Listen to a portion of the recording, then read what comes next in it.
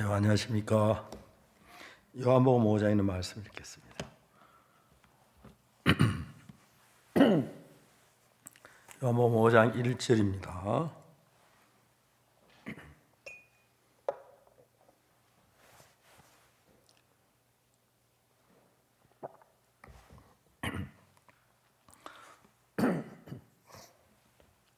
요한복음 5장 1절부터 읽겠습니다. 그 후에 유대인의 명절이 있어 예수께서 예루살렘에 올라가시니라. 예루살렘 있는 양문 곁에 우리말로 베데스다라는 못이 있는데 거기 행각 5이 있고 그 안에 많은 병자, 소경, 쩔뚝발이 혈기 많은 자들이 누워 물에 동함을 기다리니 이는 천사가 그 못에 내려와 물을 동하게 하는데 동한 후에 먼저 들어간 자는 어떤 병에 걸려도 낫게 됨이라. 거기에 38년 된 병자가 있더라. 예수께서 그 누운 것을 보시고 병이 벌써 오랜 줄 아시고 이르시되 네가 낫고자 하느냐. 병자가 대답하되 주여 물이 동할 때 나를 못에 넣어줄 사람에서 내가 가는 동안 다른 사람 먼저 내려가나이다. 예수께서 가라사대 일어나 내 자리를 들고 걸어가라 하시니 그 사람 곧 나아서 자리를 들고 걸어가니라. 여기까지 읽었습니다. 1988년 여름 수양회를 앞두고 있었습니다. 그때 우리 오승균 목사님하고 저하고 충주에 이제 이른 아침에 출발 가게 됐어요. 이제 우리 서울에 출발해가지고 충주에 가도록 하는데 청주 가는 길 좀 이제 지나가는데 오성균 형제가 저를 보고 목사님 저기 저 부대가 김성훈 형제가 근무하는 부대입니다 그래요. 그래서 한 오전 한 10시 반쯤에 거기 지나가게 됐는데 그러면 내가 김성훈 형제 면회도 한번 가야 하는데 그냥 지나갈 수가 있나 가서 정신부터 사줘야겠다 하고 이제 부대에 딱 들어갔어요. 근데 이제 부대 딱 입구에 서니까 이제 그 수의실에 있는 그 사람이 나를 보고 누구 찾아왔느냐 묻는 거예요. 근데 가만히 생각해 보니까 오전 10시 반쯤 됐는데 김성훈 상병 찾아왔다 그러면 일과 시간이니까 안 되고 한 12시 반까지 기다리라고 그럴 것 같더래요. 그래서 마침 그 부대 부대장님이 최대령이라고 있는데 작년에 이제 여름 월드캠프 때 김성훈 형제가 나를 보고 연락하기를 목사님 저 이번 수양에 꼭 가고 싶은데 부대장님께 편지 한번 써주면 안 되겠습니까? 그래서 제가 편지를 써드린 적이 있었어요. 존경하는 부대장님 안녕하십니까? 국토방위 얼마나 수고가 많으십니까?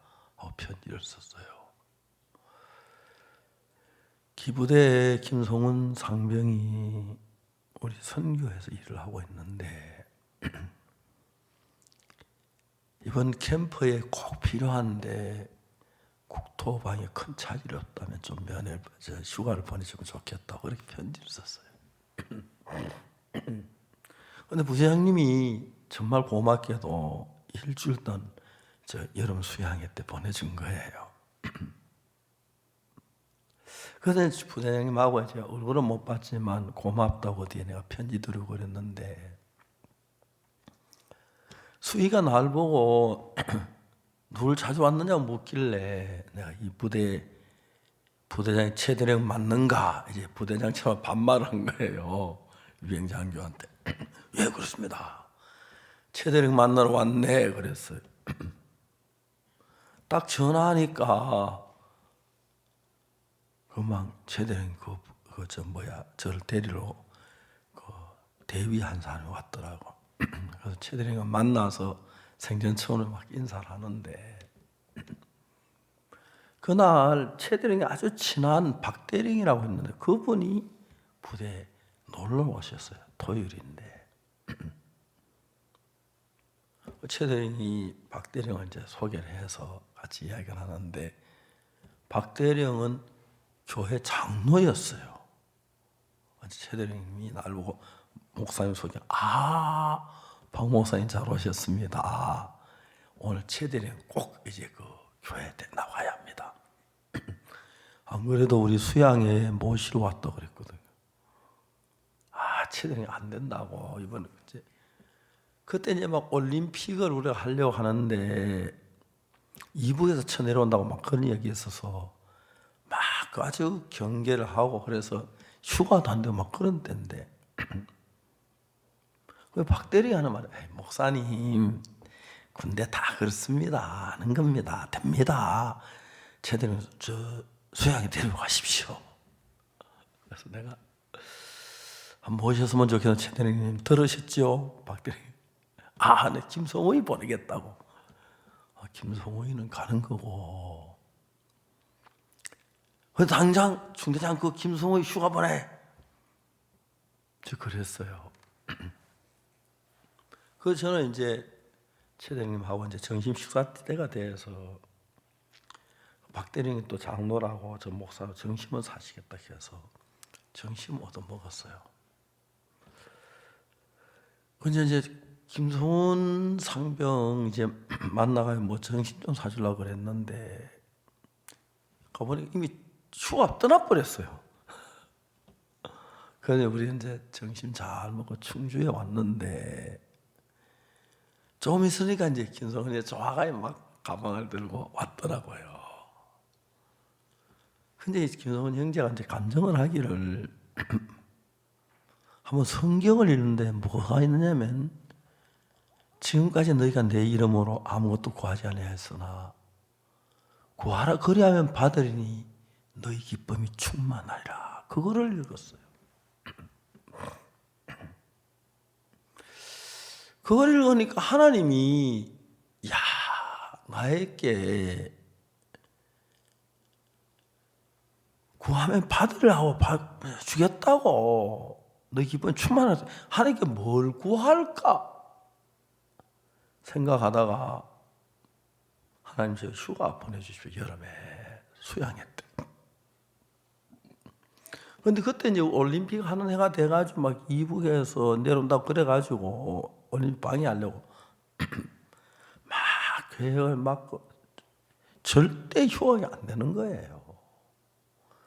그런데 김성훈 형제가 하나님 앞에 기도하면서 이번 여름 수양회 올림픽 휴가가 기다리기도 했고 막 간증을 했는 거예요. 그날 토요일인데 오늘 휴가 나가야 이제 월요일부터 참석하지. 그래가지고 이제 기다리다 안 되니까 하나님은 내가 기도했는데 보내준다 했는데 그냥 오전 10시쯤 돼서 중대장 실장 중대장이 용모에 쏘았습니다. 뭐야? 저 이번에 휴가 좀 가게 하십시오. 너 몰라서 지금 내가 집에도 못 가고 영내에서 벌써 일주일째 지내는데 이번엔 휴가가 안 돼. 그러니까 네가 좀 참아. 다음에 올림픽 마치고 바로 휴가 보내줄게. 알겠습니다. 나왔는 거예요. 나와서 가만히 생각해보면 중대 말이 맞는 것 같은데 나와서 생각해 보니까 세상에 지금까지 너희가 내 이름을 구하지 않아서 구하라 그러면 받으리니 너희 기쁨 충만하라. 하나님이 구하라 해놓고 구했는데 다시 이제 들어갔어요. 중년이 당겨 용무에 쏘았습니다. 뭐야 또 아무래도 휴가를 가야겠습니다. 야 내가 너한테 너 1등병 그만큼 설명했는데 뭐 그래 안 돼. 이번에는 내가 되면 왜 안 보내줘. 보내준 다음에 꼭 이제 이거 행사 끝나고 휴가 보내줄게. 이제 그때가 알았습니다 하고 나왔어요. 나와서 아닌데 하나님 지금까지 내가 아무것도 구하지 않아서 구하라 그러면 받으리니 내가 뭐 휴가하고 싶다는 게 아니고 구하라 해서 구했는데 받으리니 했는데 세 번째 중요한 용무에 쏘았습니다. 이 자식 장난치면 때리려고 하더라고요. 그래서 중대장님이 야 소은아, 내 다음에 꼭 보내줄게. 이번엔 천만 안 돼. 그 이제 나왔어요. 나는 한 10분쯤 됐는데 중대장이 김성호이 뛰어가서 이렇게 휴가 갔다 와! 하면 이거 줘서 빨리 가서 인사과 얘기하는 거야. 그 중대장이 이 자식이 다 부대장하고 짜놓고 그런 거구나. 그런 생각했다 하더라고. 김성훈이 그 휴가 이제 딱 휴가증을 들고 막 정문을 나선 뒤에서 김성훈 잠깐만 이거 아니야 다시 돌아와 막 그렇게 할 때 뒤도 한 번 막 도망쳐 왔다 하더라고. 근데 충주교회 딱 가니 충주교회에서 이제 막 있는데 김성훈이 뒤에 왔어 돌아와서. 이제 김성훈 형제는 왜 휴가를 갔는지 전혀 모르는 거예요. 우리도 거기 갈 때까지 상상도 하지 못했던 일이에요. 그야 이제 그 부대 이제 우리가 충주를 가는 길인데 그 부대 앞을 저는 오성윤 형제가 목사님 여기가 김성훈 형제 부대입니다. 아 그래? 그럼 내가 김성훈 형제 일부러 면회라도 와야 하는데 이게 지나가면 그냥 갈 수 있나? 저 점심이라는 거 사주고 가자. 갔는데 한 10시 반쯤 그때는 면회가 안 되는 때거든요. 나도 모르겠어요. 부대장을 만나야겠다 싶어가지고 이 부대장이 최대령 맞는가? 이제 그 위영장교가 나왔는데 그렇게 해서 예 그렇습니다. 최대령 만나러 왔네. 다른 사람한테만 존댓말로 하는데 김성현 만나서 부대장 만나게 반말로 그래서 그랬더니 근데 막 그래가지고 최대령님 저 뭐야 이번에 그 우리 수양회 갑시다 했더니 난 안 되고 김성훈이는 가는 거 그랬더니 그래 이제 간 거예요. 가니까 이제 김성훈 형제 그 간증을 하는데 지금까지 너희가 아무것도 구하지 않았으나 구하라 그러면 받으니 너희 기쁨이 충만 내 이름으로 구하지 않 구하라 그러면 너희 받으니 기쁨이 충만해. 그 이야기를 김성훈 형제가 무슨 마음에 하면 나를 구하라 그러시네. 안 될 거 구해봐야겠다. 이거 이번 올림피아기 때문에 절대 휴가가 안 되는데 언제 휴가 신청을 했고 형제들 간증을 했다 하더라고요. 그러나 이제 토요일 날 이제 12시 되면 근무가 끝나면 이제 그 수양에 못 가는데 토요일 날 세 번째 준영아도 안 된다 그랬는데 10분 후에 김성호 휴가 갔다 와. 저도 깜짝 놀랐다 하더라고요. 나는 그날 그냥 가다 오성균 형제 이야기를 듣고 그렇게 안 하려고 하는데 김성현이 정신조사 하려고 하는데 그래 내가 그때 얘기하면 12시 반까지 기다리라 그럴 것 같아서 그렇게 이제 최대는 안 것도 만나 인사도 하고 싶고 그랬는데 마침 박대령이 와가지고 목사님 됩니다. 최대는 데리고 수양이 데리고 가십시오. 막 예수 믿게 하십시오. 그래가지고 거의 된 거예요. 요한복음 5장을 보면은 38년 된 병자에게 물으시더라고요. 네가 낫고자 하느냐? 그 말이 너무 좋은 말이에요.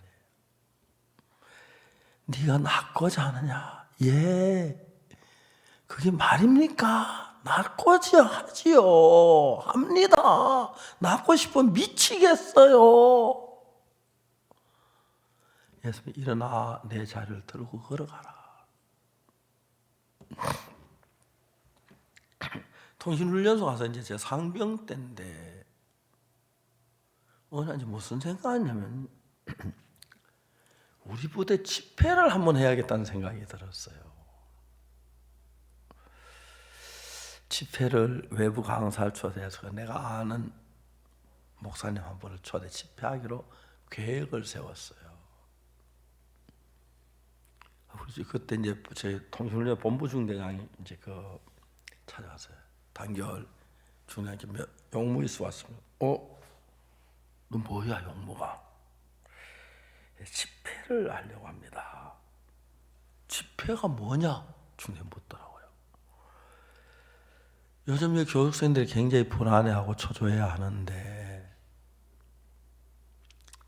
유명 인사를 초대해가지고 강의를 하고 또 원주 시내 좋은 합창단들 데리고 와서 노래도 부르게 하고 또 우리 그 장변들과 노래 잘하는 난 노래도 그래 부르고 이런 행사를 한번 하려고 합니다.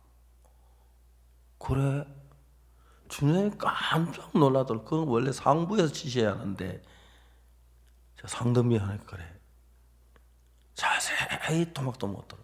장소는 어디서 하냐? 식당. 전에 그 식당에 한 1,000명씩 들어갈 수 있는데 그 식당에 해서 저녁 식사 마치자마자 바로 준비해가지고 저녁에 행사를 하면 됩니다. 뭐 되겠다 그래. 그 강사님 숙소 호텔을 예약했나? 제 강사님이 제 잘 아는 사람인데 제 예배당에 그 방이 넓으니까 목침대 하나 갖다 놓고 저하고 둘이 자면 됩니다. 그래도 강사님은 호텔에 모셔야 하는데 괜찮습니다. 그 군대 좋아합니다. 그래. 그래서 그럼 식사는 어떻게 하기로 했냐? 식사 내가 지상에 가서 내 밥 한 그릇 더 타가지고 같이 먹으면 됩니다. 야, 그 강사님을 군대 짬빵 어떻게 먹이나 말이 안 된다. 괜찮습니다, 중대장님. 너는 괜찮아도 난 안 괜찮아.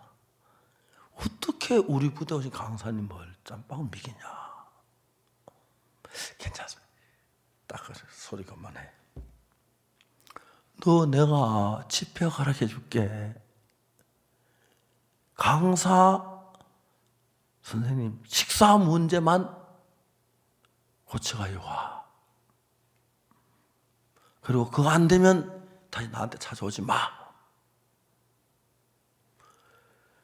제가 그 돈 한 푼도 없고 한데 강사 목사 식사를 어떻게 내가 준비를 말이 안 되는 거예요. 저들이 제가 구원받고 나 주님한테 일을 하면서 해마다 뭐 월드 캠프, 수양회, 굿뉴스코 페스티벌 뭐 많은 행사를 하는데 한 번도 모든 게 갖추어져서 해본 적은 단 한 번도 없어요. 우리가 한 해 이형모 장로님이 우리가 예배당을 많이 지어서 우리가 건설 면허를 냈어요. 건설 면허가 없이 건물 지을 때 100평까지인가 지을 수 있고 100평 넘은 건 건설 면허가 있어야 하는데 우리가 이제 예배당을 지을 때 업자들에게 내주면 돈도 뭐 좀 덜 편한데 제가 좀 까다로워서 업자들이 하는 건 우리 마음에 안 들었어요. 그리고 우리가 지어야 우리 마음도 지고 그래서 어렵게 종합건설 면허를 냈어요. 제가 그 면허를 내면서 이 면허는 예배당을 짓는 데 국한된 거야. 그런데 이 형모 장로님이 나한테 와서 목사님 우리 그 회사를 지었는데 사옥을 좀 지어달라고 부탁을 하는 거예요. 그때 내 마음속에 어떤 마음이 들었냐면은 이거는 예배당 지으려고 종합건설 면허를 냈는데 이래 다른 사람 건물 자꾸 지어주다면 사업성이 되면은 그것도 다 일반 건물지만 돈이 좀 많이 남거든요. 내가 자꾸 그래 끌려갈 수 있어서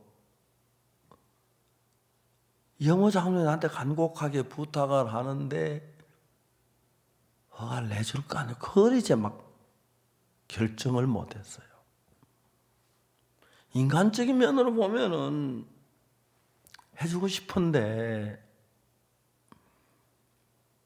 내 교회를 인도하는 사람이 저래다 조금씩 사업에 빠져들어가면 안 될 것 같아서 결정을 못 내리고 있는데, 이 여모자는 그날 이야기를 하다 보니까, 이 여모자 무슨 이야기를 하다가 자기 일, 회사 일보다 교회 일을 훨씬 앞세워서 하는 이 여모자는 그 마음을 제가 읽었어요. 장로는 자기 회사 일보다 교회 일을 먼저 생각하는데, 교회가 장로 예배당 하나, 사옥 하나 지어주면 안 어렵겠다 싶어가지고 짓기로 했어요. 그때 우리는 예배당 한참 지을 때 해마다 예배당 여러 개 지었어요. 그때는. 마침 그 해 겨울에는 예배당을 하나도 짓는 게 없어서 장비도 전부 다 놀고, 특히 사람도 놀아서 그냥 놀만 녹슬기 때문에 짓는 게 좋은데, 그래서 이제 짓기로 했어요. 이건 아시겠지만 우리 예배당은 보통 예배당 지을 때 한 30억이 필요하다면 10억만 가지고 시작하잖아요. 10억은 많이 하는 거예요. 시작하다 막 어렵고 외상하고 막 그러면 막 빠지는 돈 때문에 굉장히 막 어려움에 시달리는 거예요. 어느 예배당 짓든지 그랬어요. 영모장로 회사 지원에 건물 짓는 건 참 좋은 게 전체 예산 딱 손에 쥐고 하니까 돈 때문에 걱정이 안 되는 거예요.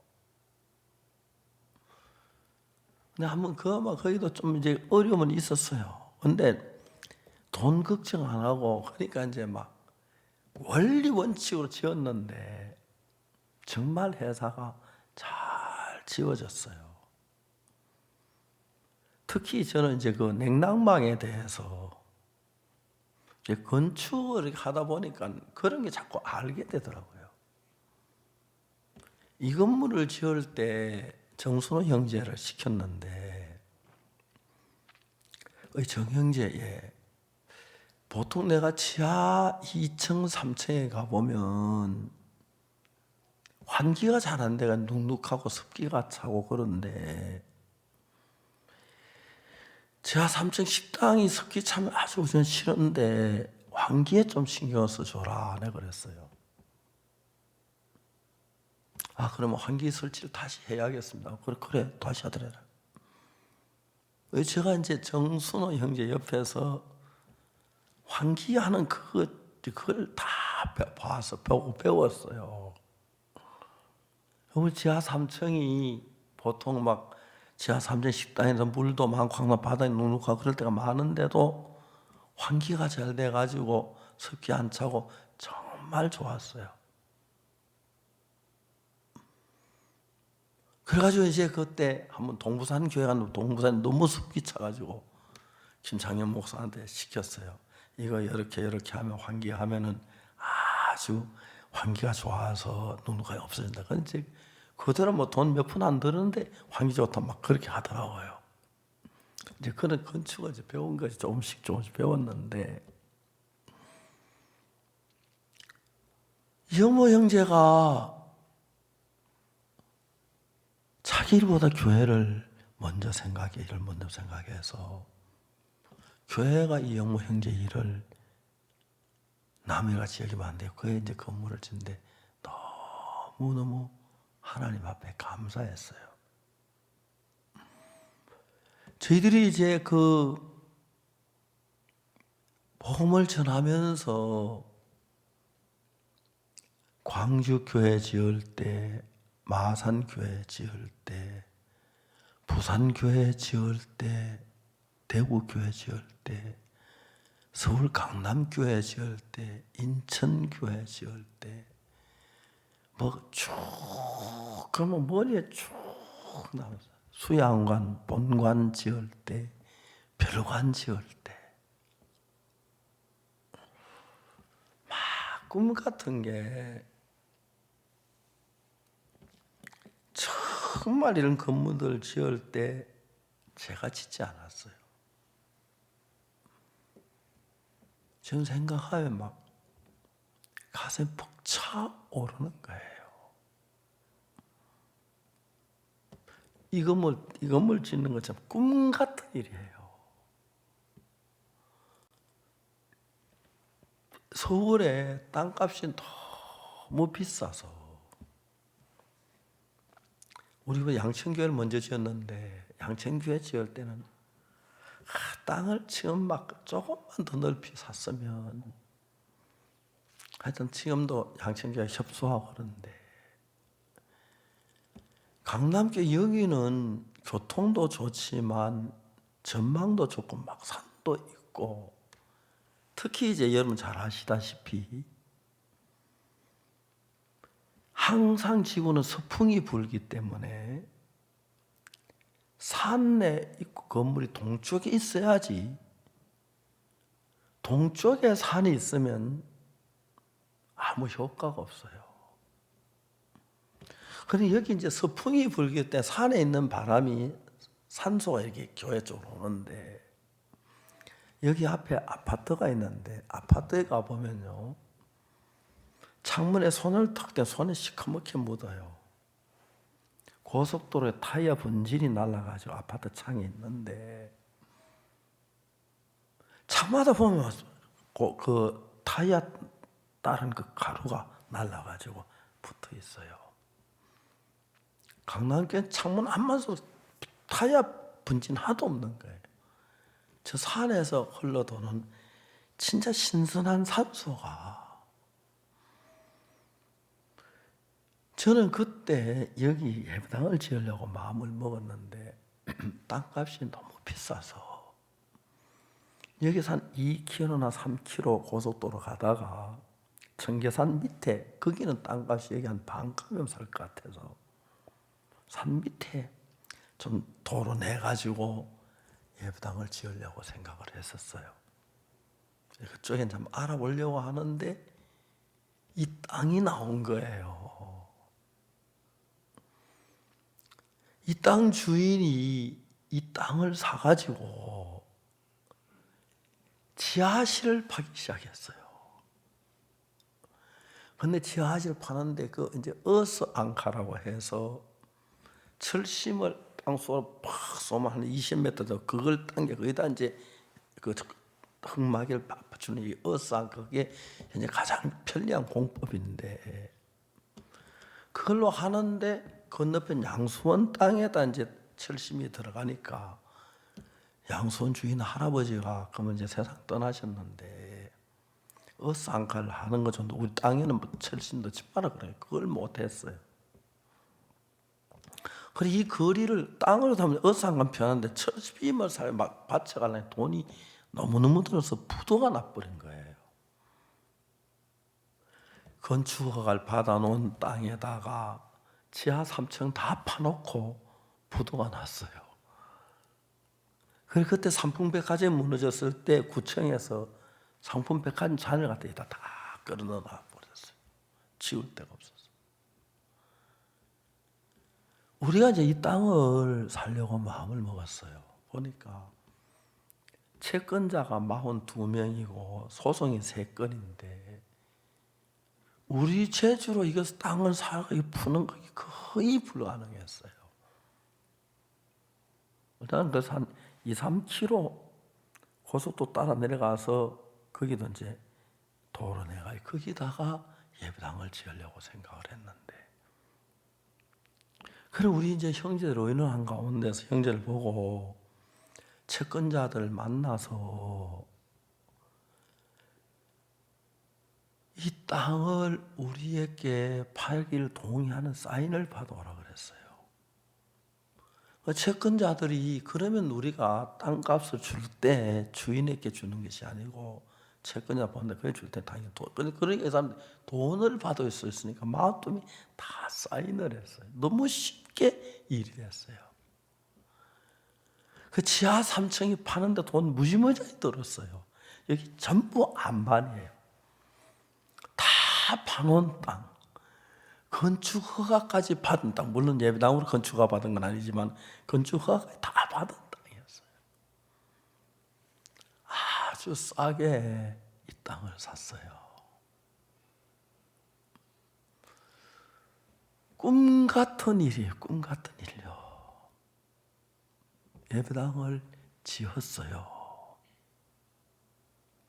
그래서 이제 구청에서 막 이것도 이제 설계 변경하면 이제 보통 이런 건물을 지을 때 설계를 허가 받아 가지고 몇몇 고치는 건 마지막 준공 허가 받을 때 준공 허가하고 설계 변경하고 같이 들어가기 때문에 되는데, 하여튼 구청에서 우리 건축 인물을 그 건축 허가를 취소시켜야 철거하려고 들었는데 우리가 다 재판을 이겨서 이게 다 예배당을 지었어요. 막 꿈 같은 일이에요. 제가 고속도로를 타고 올라올 때, 서울에 올라올 때 한 경찰 간부 한 사람이 나한테 설명을 해주더라고요. 여기 있는 목사님 27명이 서초구청을 찾아갔다 가더라고요. 박옥수 목사 그 교회 들어오면 큰일 나니까 절대로 허락하지 마라.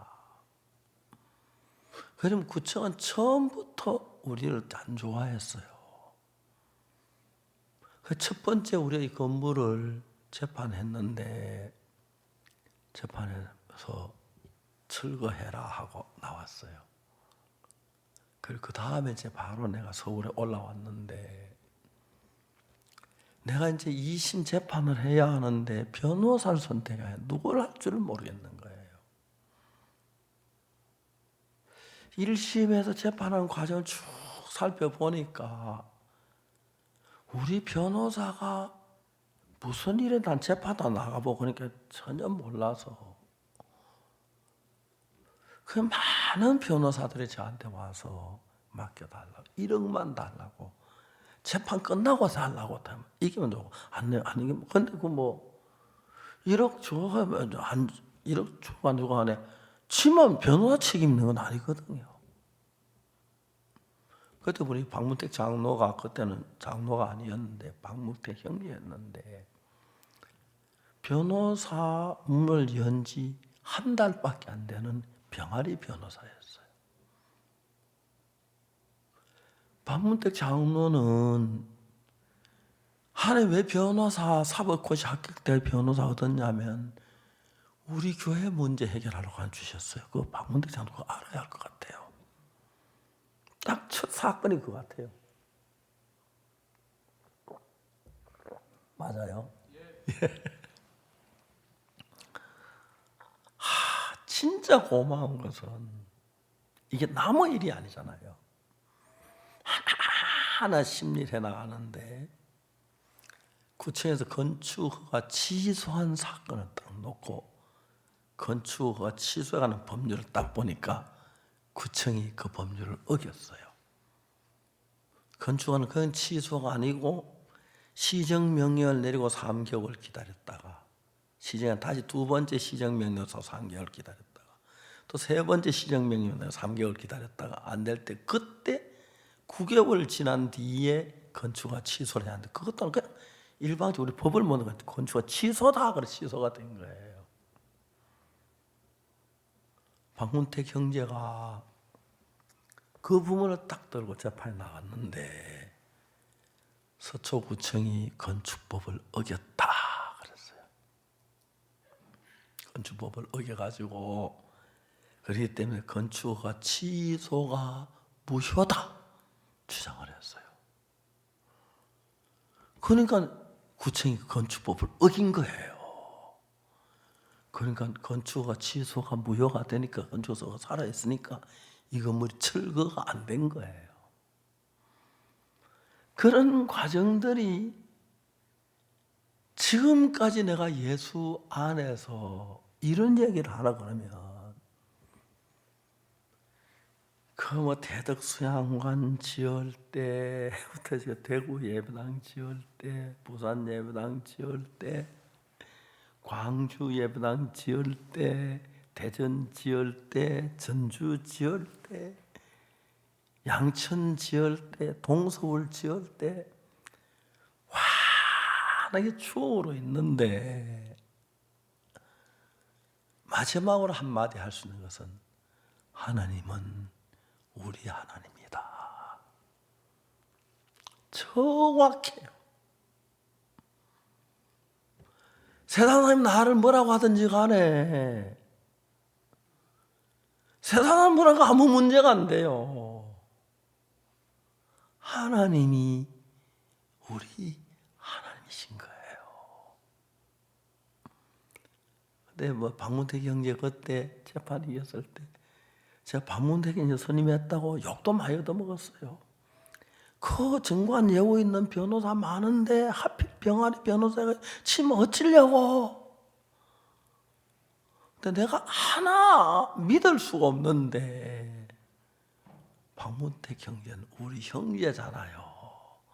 같은 예수 피로 맺어진 형제잖아요.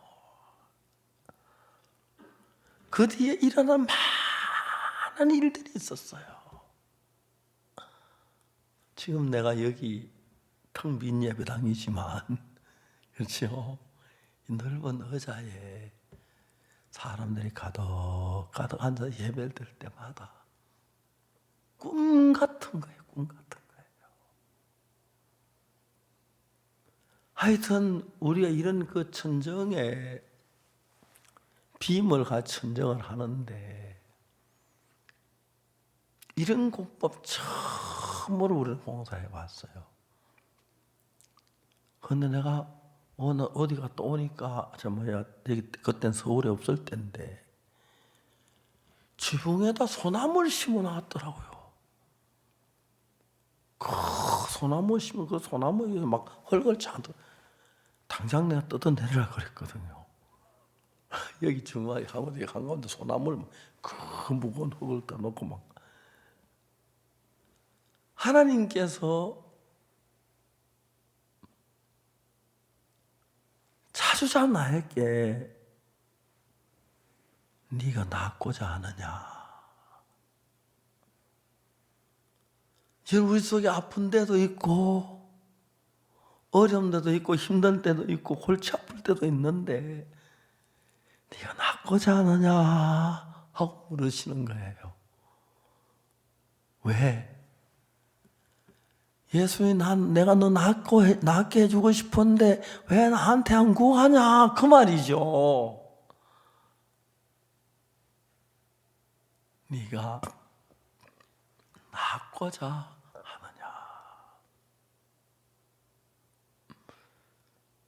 라이베리아에 에볼라가 왔을 때 제일 먼저 제가 지시하기를 학생들 빨리 출국시키라 그랬어요.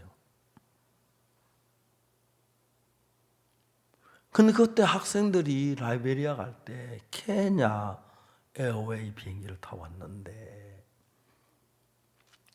다른 비행기를 타면 비행기 값은 내 돈이 더 드니까 케냐 에어웨이 오기를 기다렸어요. 내가 빨리 출국시키라고 하는데 그래가지고 케냐 에어웨이가 케냐에서 출발했는데 라이베리아에 안 온 거예요. 그날이 일요일 새벽이었어요. 제가 막 너무 마음이 조급했었어요. 그래가지고 이제 막 어떻게 빨리 가나에 전화해가지고 빨리 비행기 한 대 빌려라. 경비행기 한 15명 타는 것 같은 비행기 빌려가지고 네가 몰고 라이베리아 들어가라. 라이베리아 들어가서 라이베리아 공항에서 나와라 하고 가자마자 비행기 태워서 나와라. 또 더 싼 게 빌려고 다음에 이제 그 가나에서 빌리라 그러고 코트디브 2대 이제 빌려 싼 거 하려고 그랬는데 비행기가 없었어요. 그날 저녁에 이제 됐는데 주일 저녁인데 너무 이제 걱정이 되는 거예요. 전화를 하니까 마침 다른 비행기가 있어서 학생들을 영국으로 런던 교회했다는 거예요. 얼마나 감사한지. 영국 런던에 전화를 하니까 우리 단기 학생들이 거기 와 있는 거예요. 그렇게 고마웠어요, 하나님 앞에서. 야, 잘 도착했어. 예. 너 부모님들 알아? 예, 아버지가 목사님 너무 고맙다 그래요. 그 라이베리아를 탈출시킨 거예요. 문혜진이가 가나에서 척추를 다쳐가지고 있는데,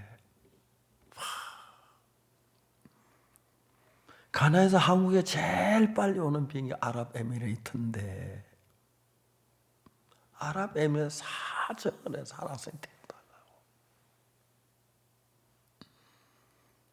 그분들이 뭐라고 말하면 그 학생이 의자에 앉아 있을 수 있습니까?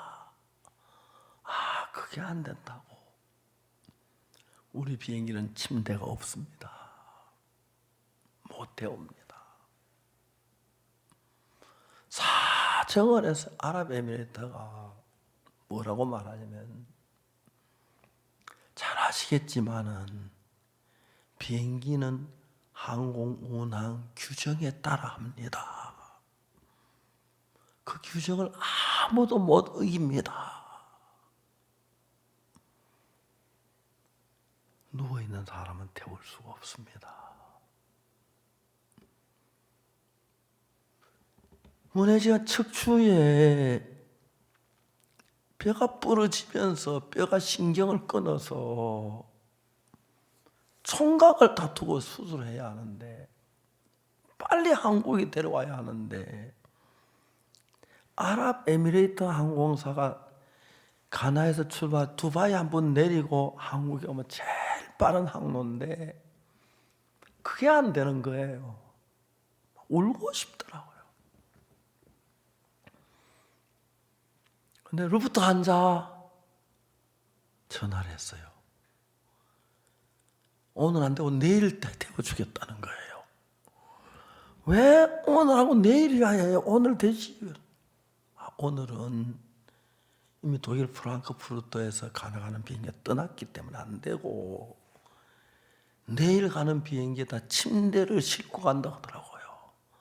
어제 14개를 떼내고 거기다 침대를 꼽아가지고 데려올 수 있다고. 지금 문제는 이걸 부모한테 알려야 하는데 아무도 아직 안 알렸다는 거예요. 그 문혜신이 엄마, 아빠 전화번호 가져왔어요.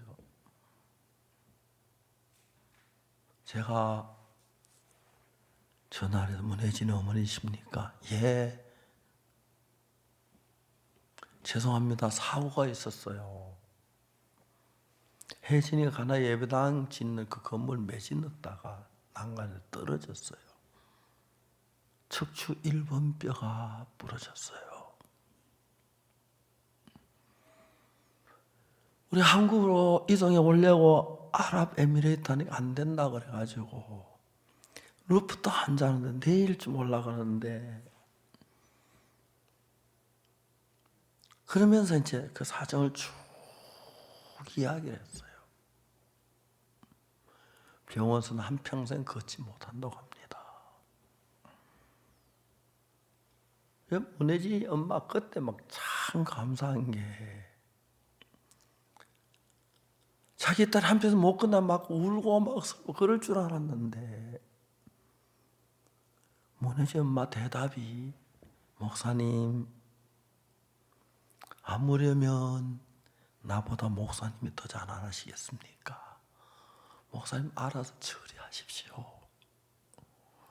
예, 고맙습니다. 알고 보니까 이틀 전에 그 집에 내가 신방을 갔었어요. 자기 딸이 가나 갔다 그 딸인 줄은 꿈에도 몰랐어요.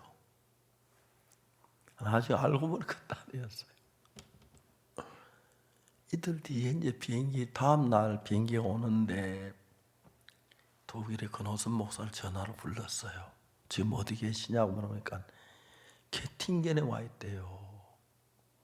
왜 프랑크푸르트 아니고 게팅겐에 가 있어? 그랬더니 뭐 거기 또 행사가 집회가 있어 갔다 가면서 지금 프랑크푸르트로 가라고. 프랑크푸르트 형제하며 다 소집해가지고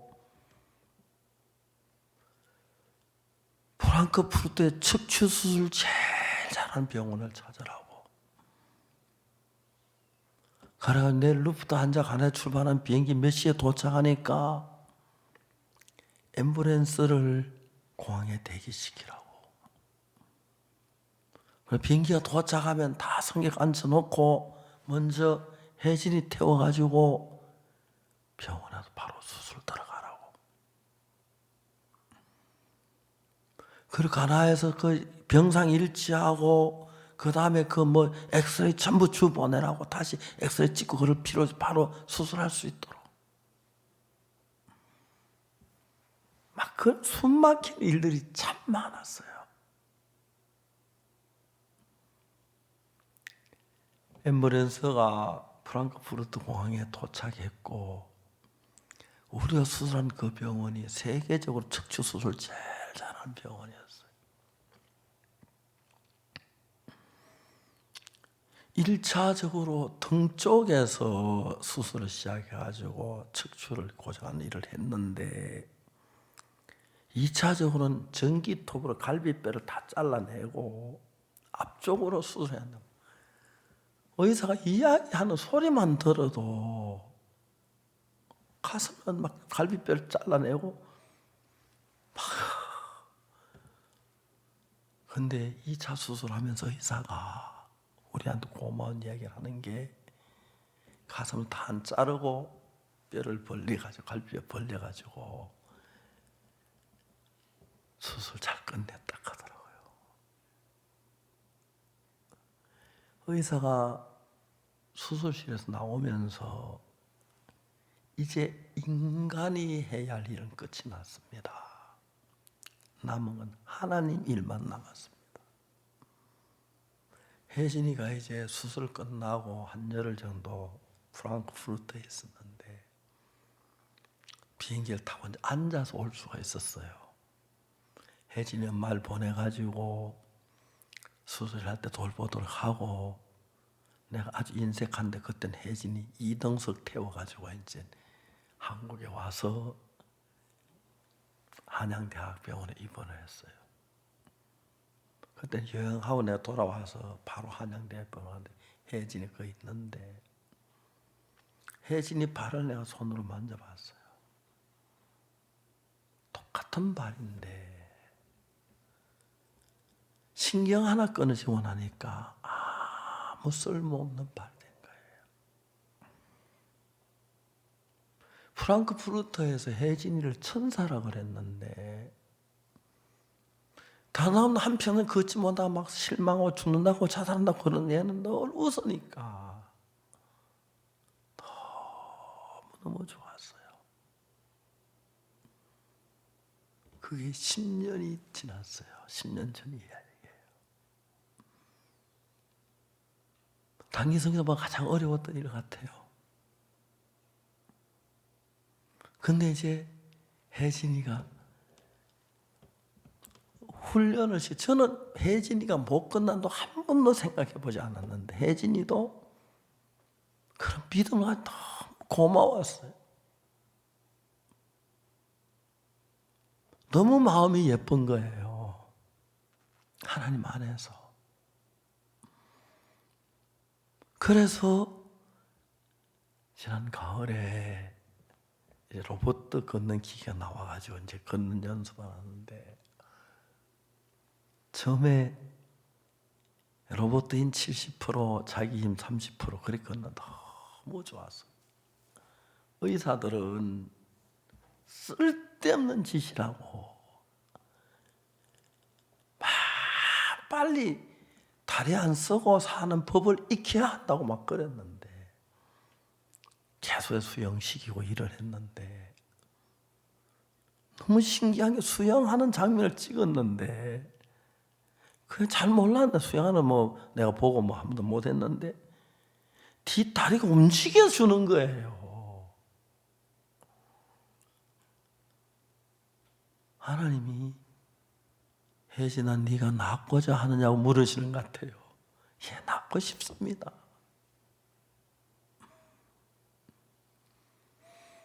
우리 속에 살아계신 하나님이 능치 못한 게 아무것도 없었어요.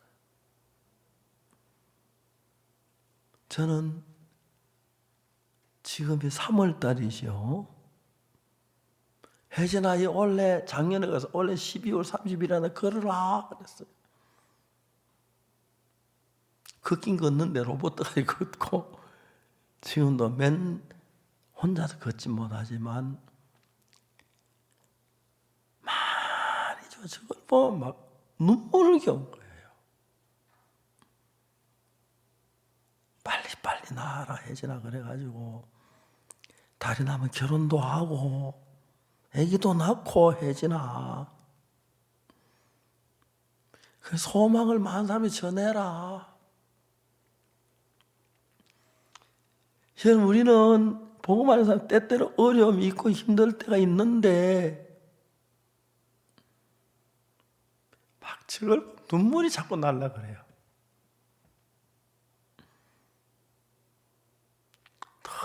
너무 하나님 앞에 감사한 거예요. 하나님께서 우리의 모든 것을 도우셨습니다. 그리고 이 교회는 박옥수 목사나 어느 목사가 이끌어가는 게 아니고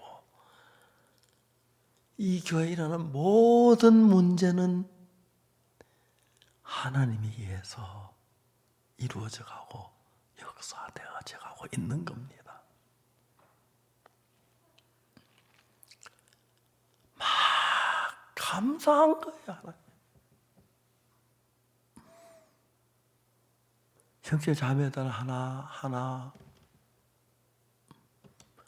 되어지는 일들 보면 하나님 앞에 너무 감사한 거예요. 그냥 외형적인 면으로 볼 때 저는 오늘 저에게 여러분들에게 하고 싶은 이야기 너무 많았어요.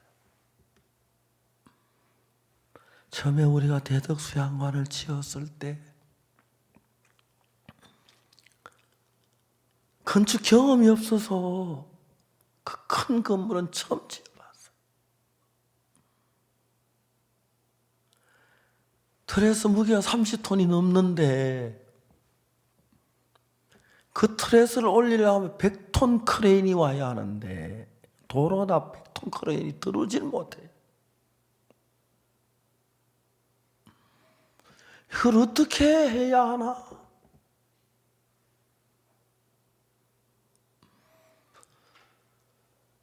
정말 하나님의 은혜로 그 트레스를 올렸는데 어느 건축가도 못한다는 일을 해냈어요. 폭이 37m 그 트레스 3톤짜리 트레스를 크레인으로 올려가지고 그리고 이제 4층으로 들어가는 길을 우리가 만들었는데 인천에서 집회하는데 인천교회 그때 짓기 전에 이제 그 2층 빌려가 하는데 옥상에 올라가면 그 앞에 학교가 있는데 학교 운동장 있고 계단이 있는데 옆으로 가는 길이 바로 교무실로 들어갈 때 찻길이 있더라고요. 그걸 보고 고안을 해가지고 4층 바로 차가 들어가도 길을 만들었는데 김천시는 그렇게 하지 말라고 막 그랬어요. 우리 하라 그랬어요. 그냥 화재가 일어나도 4층으로 바로 나갈 수 있고 무거운 짐도 너무 편리한 거예요. 우리 보면 그 건축을 하는데 김천시에서 건축을 도장을 한 100개 정도를 받은 것 같아요. 처음에 우리가 완전한 산이니까 거치할 데가 없어서 건축에 가건물을 좀 지으려고 이야기하는 김천시에서 문제만 안 일어나도록 하라 그런 거예요. 그래서 이제 중고 가건물 갖다가 지었어요. 근데 동네에서 산에 올라가 보고 가건물 지은 거 제가 뭐가라고 고발했어요. 김천시에서 뜯으라는 거예요. 제가 뜯지 마라 그랬어요. 근데 그 전춘일 목사가 다시 건축 허가를 딱 집어넣으니까 뜯었느냐? 안 받는다 하더라고요. 전춘일 목사 날 보고 목사님 우리 그러지 말고 뜯읍시다. 뜯었어요.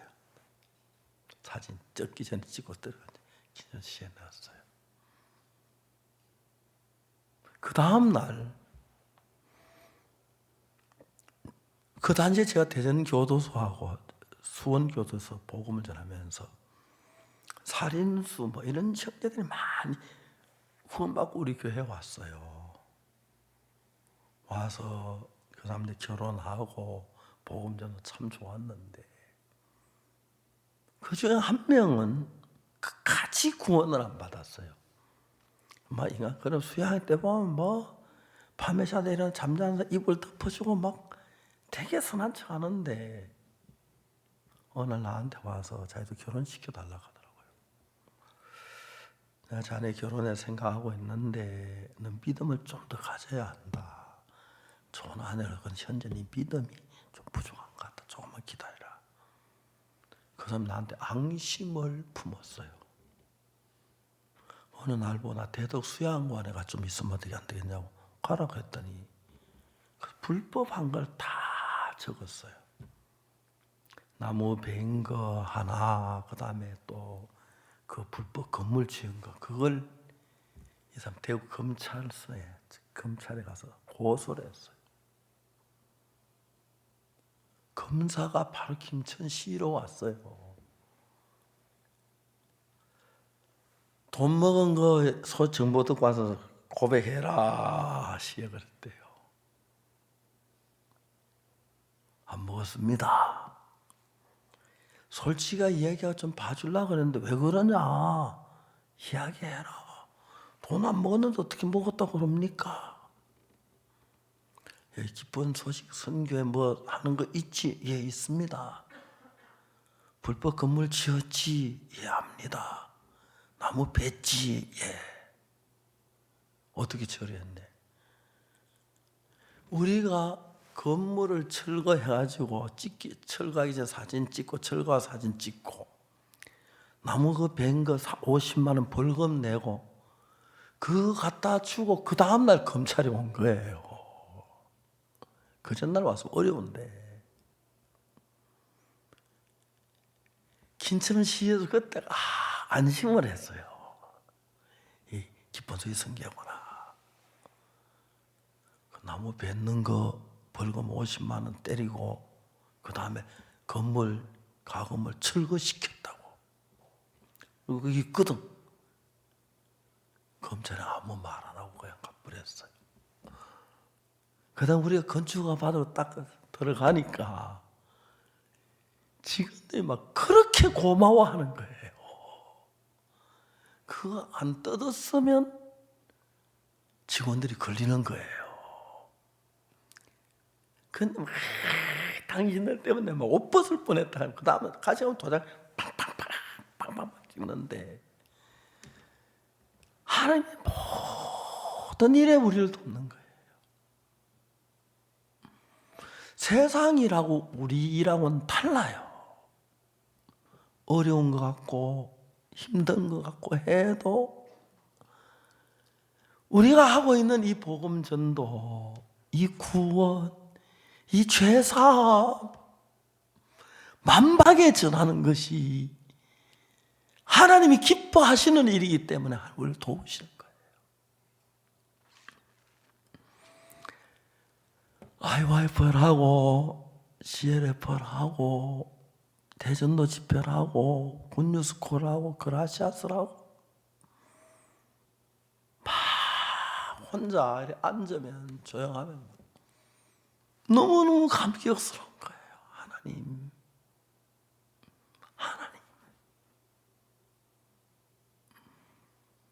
재판을 받다 보니까 꼭 죄가 없어서 무죄되는 것만도 아니더라고요. 죄가 없어도 잘못되면 증거가 불충분하면 죄인이 되더라고요. 그런 경우를 재판을 받으면 알게 됐어요. 아무리 죄가 없어도 증거가 없으면 그런 이들 여러 번 다쳐도 하나님이 증거를 딱딱 준비해 주셔서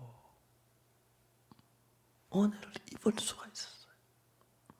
서초구청하고 싸울 때도 그랬고 재판 받을 때도 그랬고 하나님 날 보고 네가 나왔고자 하느냐? 예. 그래서 하나님 네가 복음을 전하고자 하느냐? 예. 미국의 모든 목사들 구원시키기를 원하느냐? 예. 아무것도 아닌 우리 그게 이루어져 가고 있는 거예요. 꿈을 꾸는 것 같아요. 교과서가 지금 만들어지고 그 다음에 되어질 일들이 하나하나 하나님 이끌어 가시고 저 아무것도 아닌 인간인데 형제자매들의 마음을 모으고 막 그래요.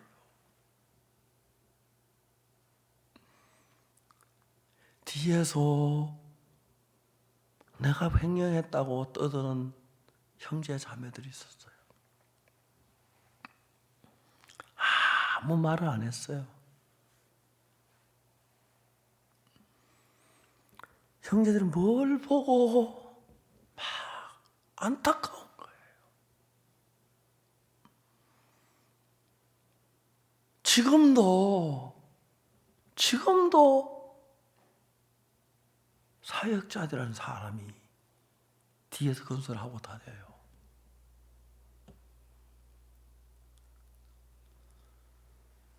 만일에 하나님이 우리 편이 아니셨더라면 세상에 억울한 이들 참 많이 당하는데 제가 어떻게 됐을지도 모르는 거예요. 하나님이 너무 좋은 것은 노중에 새가 보금자리에 새끼나 알을 품고 있으면 반드시 놓아 자유케 하라. 알을 품는다는 것은 그 새끼 거듭나도록 이끄는 게 알을 품는 거고, 새끼를 품고 있는 것은 양육을 위해서 품고 있는 거예요. 목사가 하는 일은 복음을 전하는 사람이 거듭나게 하고 그들이 영적으로 자라도록 이끄는 일을 하는데, 다른 새는 다 잡아가도 되는데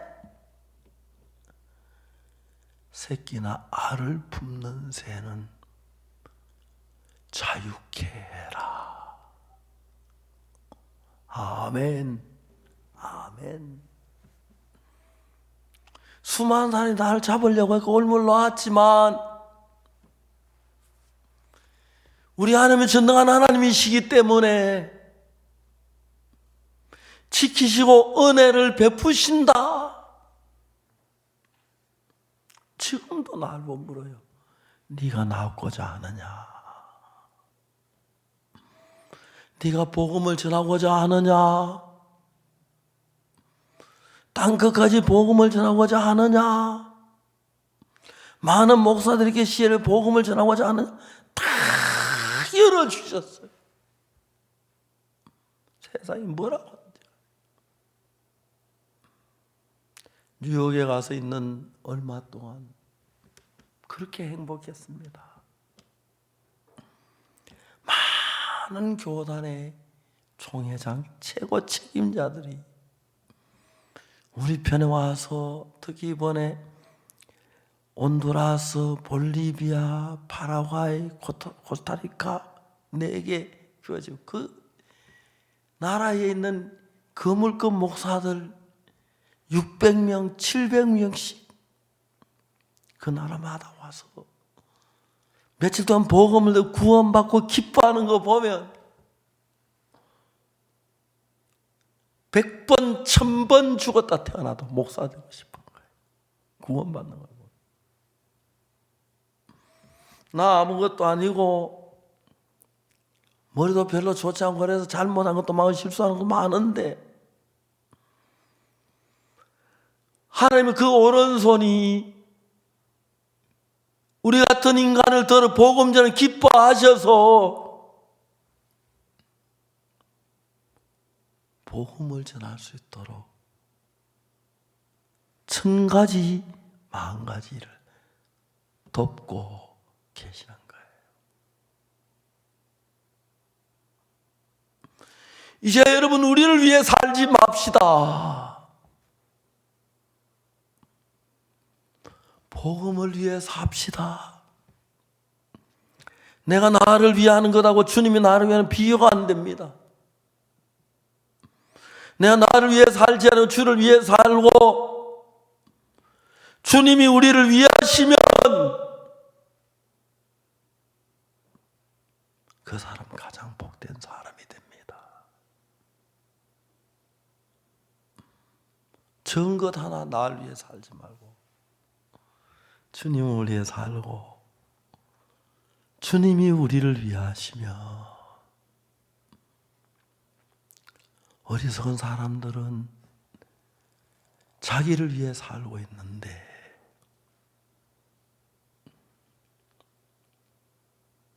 믿음을 가지고 주를 사람 주를 위해서 합니다. 제 딸이 그래서 마스 칸타타 KBS 할 때 과로해서 몸이 굉장히 안 좋았습니다.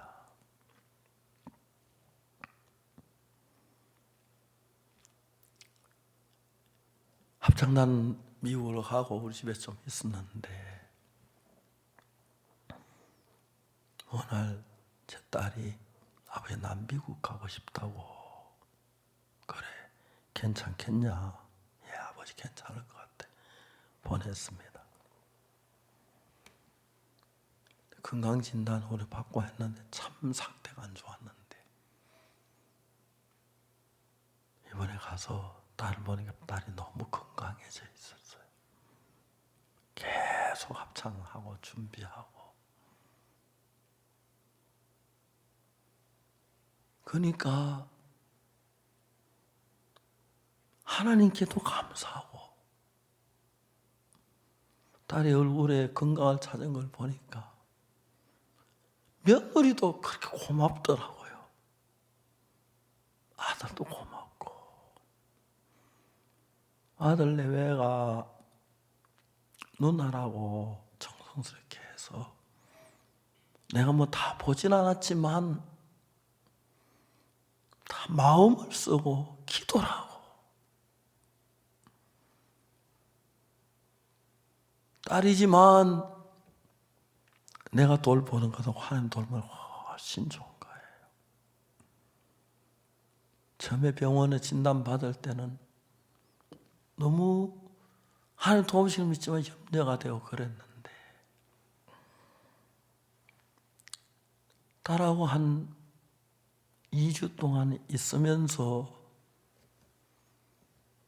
막 하나님의 말할 수 없이 감사한 거예요. 네가 낳고자 하느냐? 예수 우리 딸에게도 그렇게 물으신 것 같더라고요.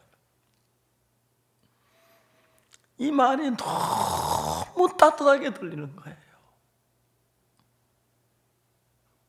네가 낳고자 하느냐? 예, 예수님 낳고 싶습니다.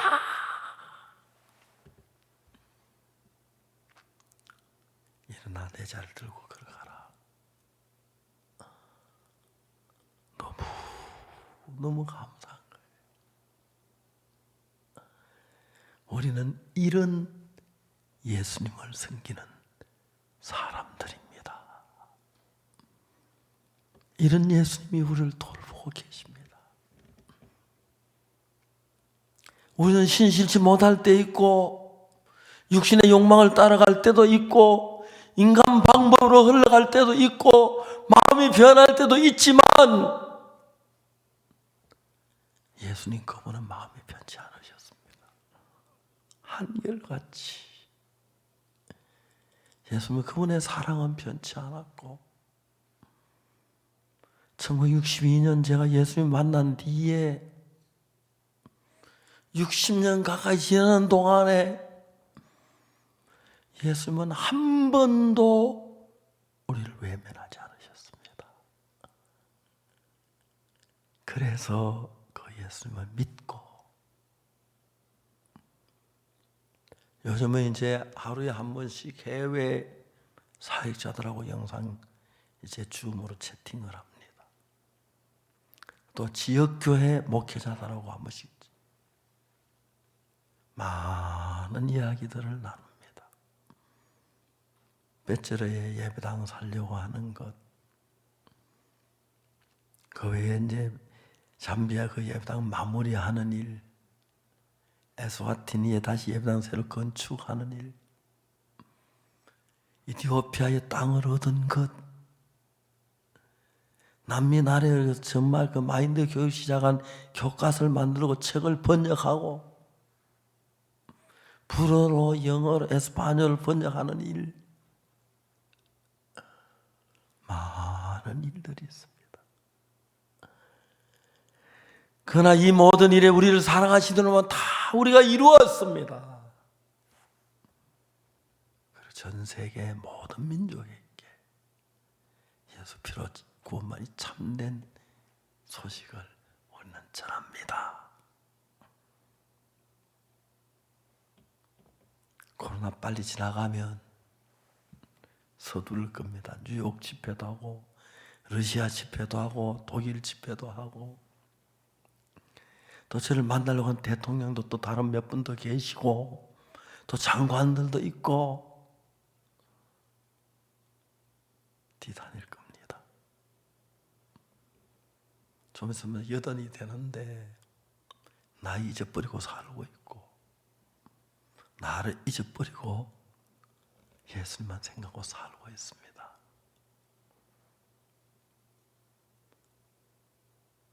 정말 62년부터 오늘까지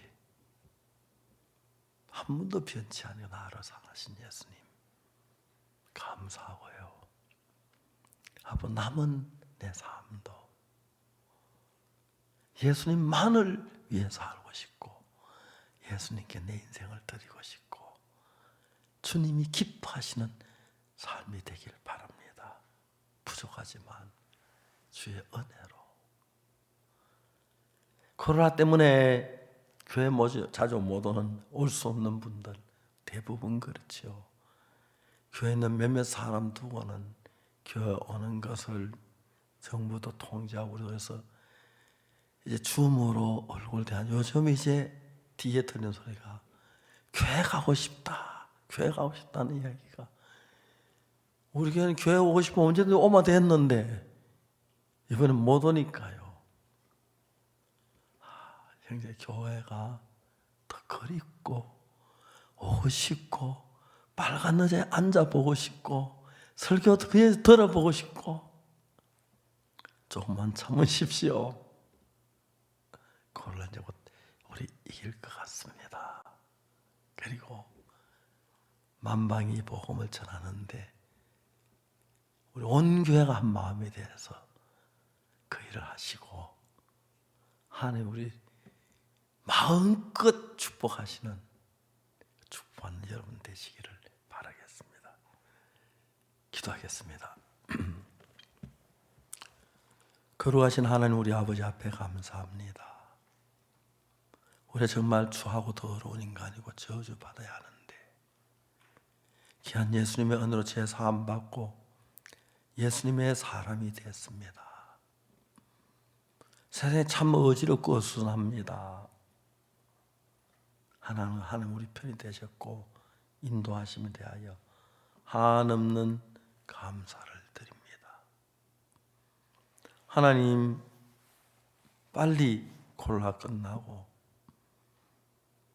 양국 땅에 예수 구원을 모르는 많은 사람들 복음을 전할 수 있도록 도와주시고 온 세계가 예수님 앞에 거듭나고 제사 받도록 저도 일하고 싶습니다. 길을 열어주 은혜를 베풀어 주옵소서. 복음만 위해 사는 우리 형제한 모두에게 말할 수 크신 하나님 은혜와 축복이 넘치게 되길 빕니다. 감사를 드립니다. 예수 그리스도 이름으로 기도드리옵나이다. 아멘.